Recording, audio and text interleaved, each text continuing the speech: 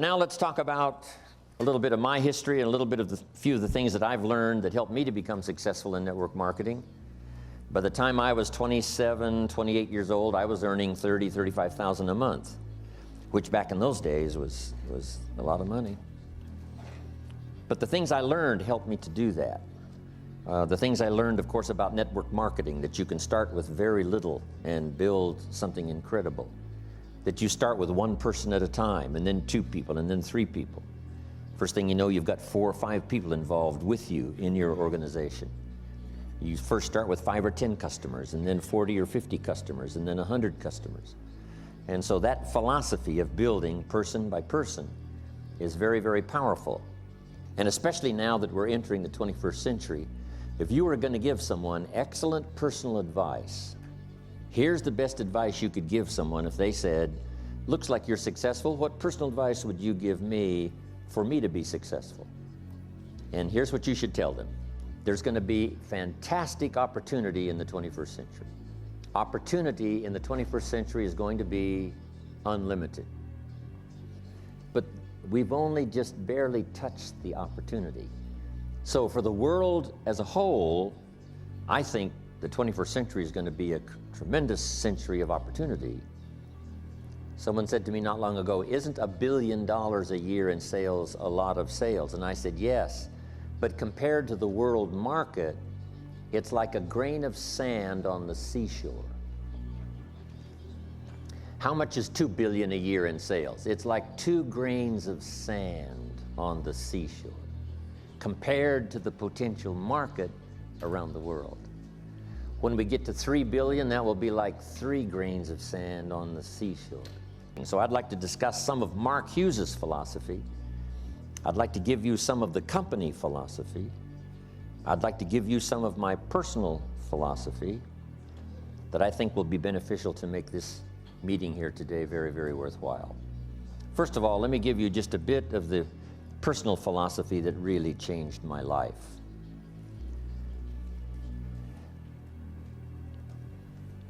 In order to be successful, number 1 is to develop multiple skills. I was taught this back when I was 25 years old. When my first skill, of course, milking cows out on the farm, but it didn't pay very well. So here's what my mentor said when I was 25 years old: you must learn more than one skill. See, if you only have one skill, you're very vulnerable economically. Very vulnerable economically if you only have one skill.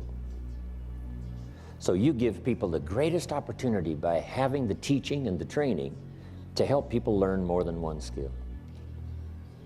Nobody gives better service than you do in your marketplace. Getting people to use the products and restore their health, getting people to learn more than one skill, be part of the company. When I was introduced to network marketing, I started learning these skills. Here's the first one I learned: how to make a sale, how to get a customer. I learned that skill, representing my product in the marketplace, getting people to say, yes, I will use your product. Now I've got 2 skills, milking cows and making sales. Guess which one paid better? Making sales, getting customers.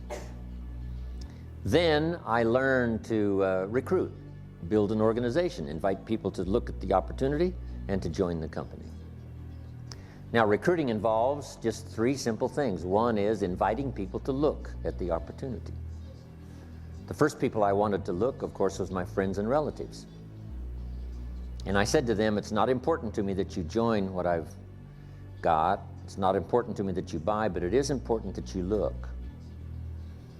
Because a year from now, if I'm doing very well, I wouldn't want you to call and say, how come you didn't call me?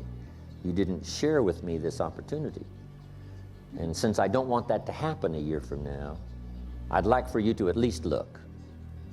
I'm going to get plenty of people to join, so it's not important to me that you join, but it is important to me that you at least look. And so I learned to give a good invitation. Because the marketing plan that I saw in the beginning was just 2 circles. One circle said, this is you, and you can sell this product and earn money. The second circle underneath said, you can introduce someone else to this business, and help them to sell the product so that they can make money, then the company will pay you extra money. That's what I saw at first. I only asked one question: how many of these people can I recruit to show them what I'm doing so that I'll make the extra money? And the answer was, as many as you wish. You can introduce as many people as you wish to the business. When I heard that, here was my comment: then I shall become wealthy. If there's no limit to the number of people that I can introduce to the business to show them what I'm doing so that they can make extra money, and then I not only make money on my own sales, but I make extra money by helping them to be successful. If that's unlimited, then my first response was, I shall become wealthy. That's all of the marketing system I really needed to see and to hear about for me to get excited about recruiting. So I learned to invite. Then I learned that there were two kinds of meetings, two kinds of presentation. One was informal, just person to person. Wherever, in a coffee shop, having a cup of coffee, talking to someone person to person. You can sell this product, then you can introduce someone to sell the product, show them what you're doing, making an extra $100 a week. And for doing that, they make some money, but you also make some extra money. It's very simple to share the plan. Then there's the formal meeting, and you all know what the formal meeting is, where someone describes the history of the company, someone describes the product, someone does the marketing, and then you finish up the meeting asking people to consider being a part of Herbalife. Now, I learned recruiting. Here was also one of my good invitations. I would be talking to someone and I would say, have you found the opportunity that's going to be excellent for financial opportunity for you and your family? Have you found the opportunity that's going to provide financial security for you and your family? If the answer was no, here was my second question. Are you actively looking for the opportunity that's going to provide financial security for you and your family? And if the answer to that question was no, then I said, let me give you the best advice perhaps that you've ever heard. The best advice you've ever heard, because this advice was given to me. If you haven't found the opportunity that's going to provide financial security for you and your family, the advice that was given to me was you should start actively looking. Every week you should spend some time looking for the opportunity that's going to provide financial security for you and your family. So if you would accept my advice and to actively look, my opportunity I can show you right away. If you have time, we can get together just personally. If you have time, you can come to a meeting where we share the opportunity. And if you look at the opportunity I have, and if that's not for you, then here would be my advice. Keep looking until you find the opportunity for you and your family. That was one of my invitations. So first of all, I learned sales. That greatly changed my income. Second, I learned recruiting. And of course, that multiplied my income some more. So now I've got how many skills? 3, milking cows, making sales, recruiting people. Here's the next skill that really helped my business to grow, and that's organization. Once you've got 4 or 5 people, you organize them to work together. Getting people to work together. Here's why: to share testimonials. Also, working together creates extra power, extra enthusiasm. There's an ancient phrase that says, if 2 or 3 agree on a common purpose, nothing is impossible. If 2 or 3 agree on a common purpose, nothing is impossible. The power of 2 or 3. You don't need 2 or 3,000, but just 2 or 3 getting together, saying, let's do it. So here's the most powerful incentive, especially in business. It's not you go do it, it's let's go do it. Let's you and I do it. So I learned to recruit, I learned to sell, I learned to organize, get people working together. Then here's the next skill that really helped to change my business for the better, and that is learning promotion.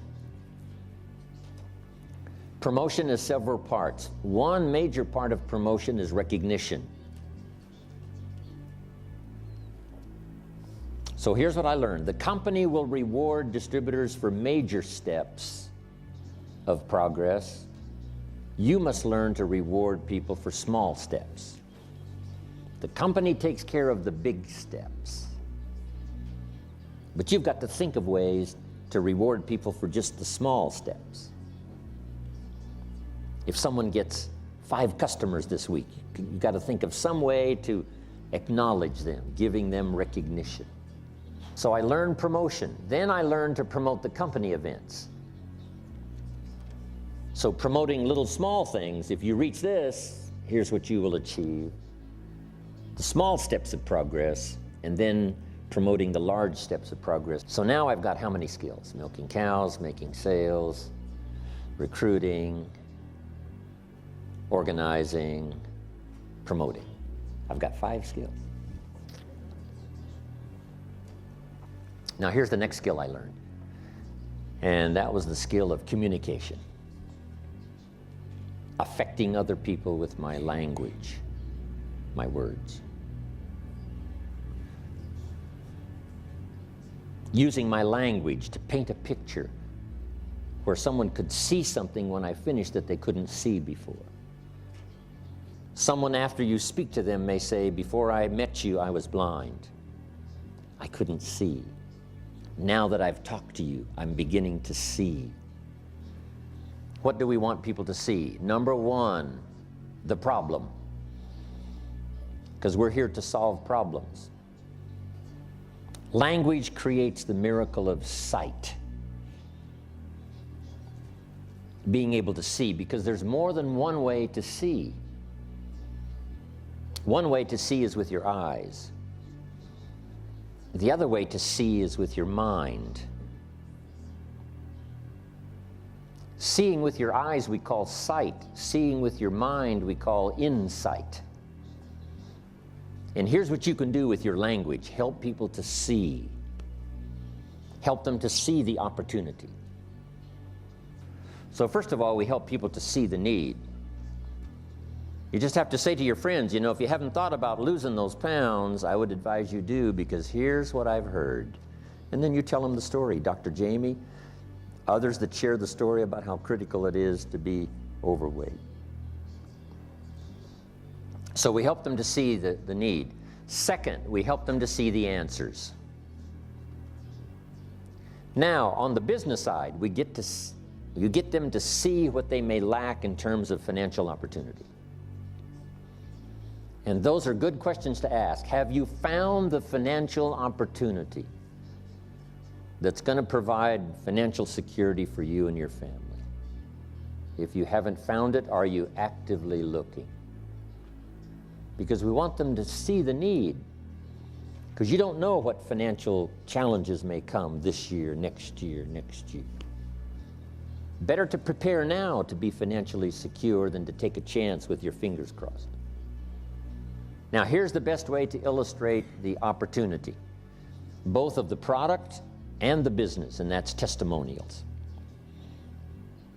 So here's what we're asking you to do. Number 1, develop your own testimonial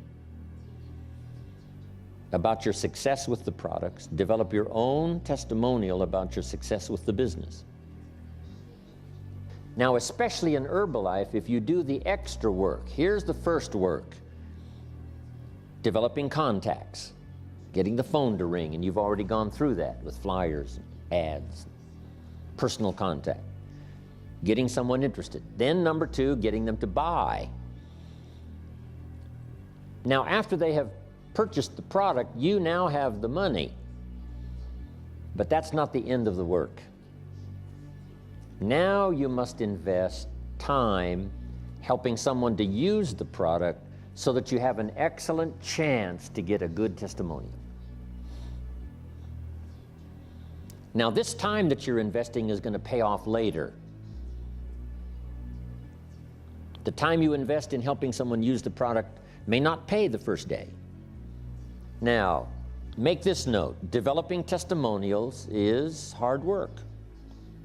You should always do more than you get paid for. Always do more than you get paid for. My father taught this philosophy to me: do more than you get paid for. And here's what he added: to make an investment in your future. Even if you work on a job, if you do more than you get paid for, it makes you a valuable person. Valuable for promotion. Valuable for moving up. Valuable to the marketplace. So now we've talked about using your language to get people to see the needs, see the answers. Now here's two more important parts of communication. Number one, getting people to see themselves.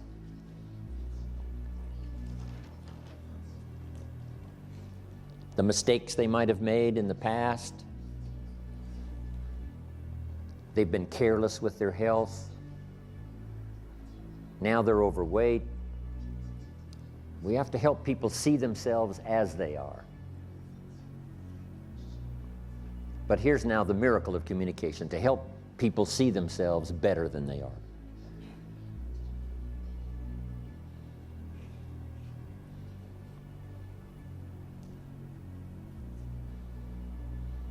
But then here's the greatest use of language, is to help people see themselves better than they are. To help them see themselves successful. To help them see themselves through your eyes until they can really see it for themselves.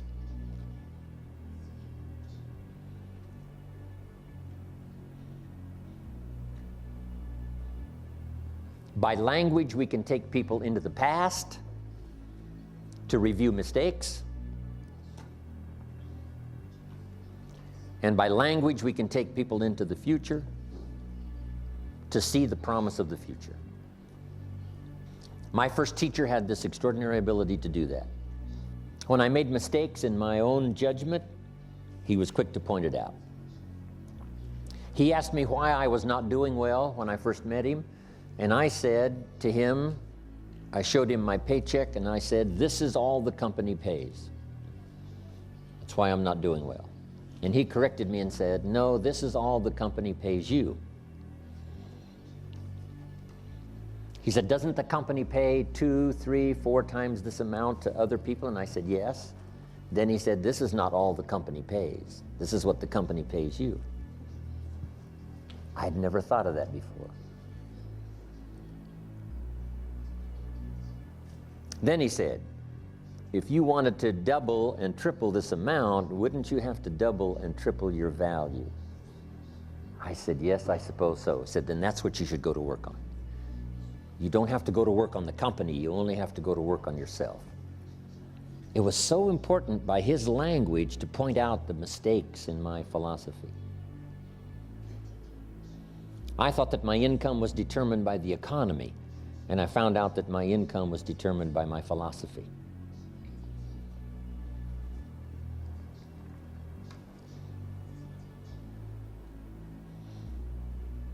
Someone says to me, "I cannot see myself as president's team."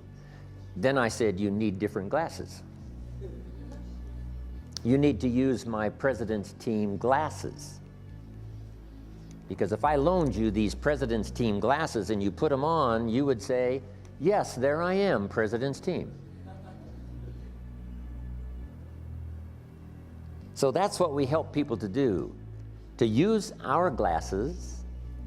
They borrow our glasses to see themselves successful. They see themselves financially independent. They see themselves with a big organization. They see it through your eyes. That's why we use testimonials from around the world. People that started with so little and developed so much.